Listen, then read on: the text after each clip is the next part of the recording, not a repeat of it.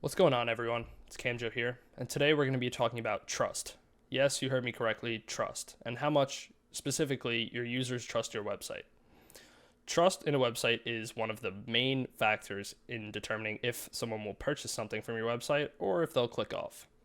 So we're going to be going over things like mobile friendliness, UI UX familiarity, product descriptions, product images, and more. Let's get right into it. To start off with the most important, we have mobile friendliness. If your product page isn't designed for mobile devices, you're missing out. According to a survey, over 56% of website requests made today are from mobile devices. So when I design my websites, I like to take a mobile-first approach.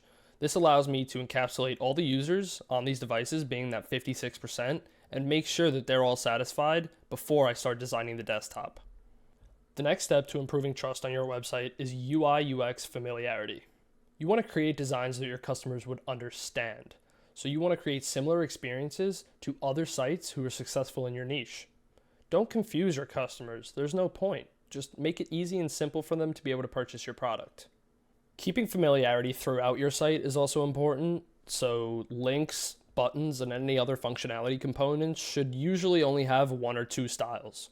This is important because too many styles will just confuse your users. They won't know what's a button, what's not a button, stuff like that. The next important part of your website is going to be your FAQ section.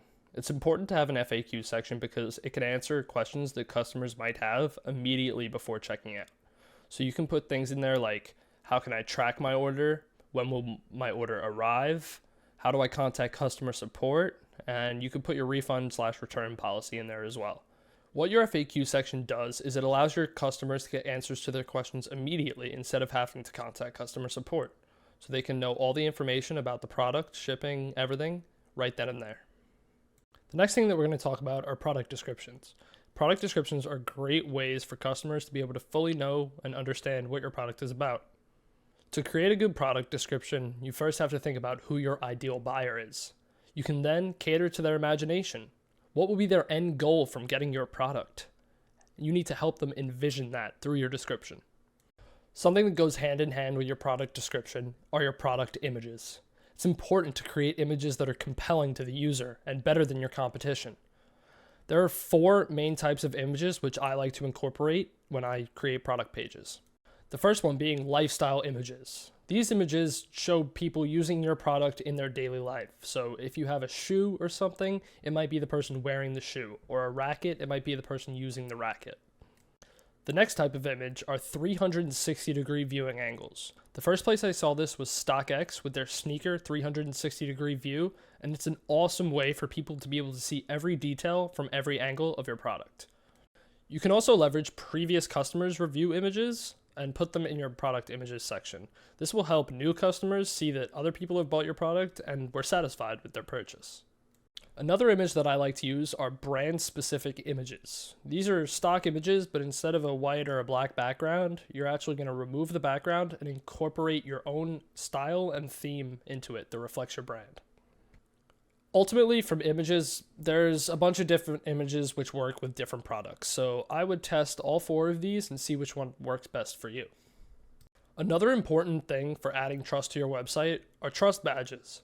These badges are in various forms like credit card processors, different SSL certificates you might have, or anything along the lines like powered by Stripe, stuff like that. Now this shows that you're using familiar technology within the industry to provide solutions to your customers. So the checkout process is handled by Stripe, they know that it's secure and safe, and they'll feel comfortable putting their credit card into your website. The last important step to adding trust to your website would be reviews. It's important to have social proof on your website. Like I said in the images section, people love to see what other customers say about your product. So whether your review section is in your product description and they can click it and it takes them to another section, or if it's just at the bottom of the page itself, it's important to have customer reviews on your page. Okay, so to wrap everything up, we can see that mobile friendliness, UI UX familiarity, product descriptions, product images, trust badges, and reviews are the most essential things to improving trust on your website.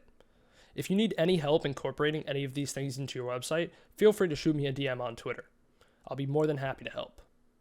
If you learned anything from this video, make sure to subscribe to my weekly newsletter where I give out the latest and greatest tips on improving your website. The link will be in the description. Thank you, and don't forget to subscribe to the YouTube channel, follow me on Twitter, and have a great day.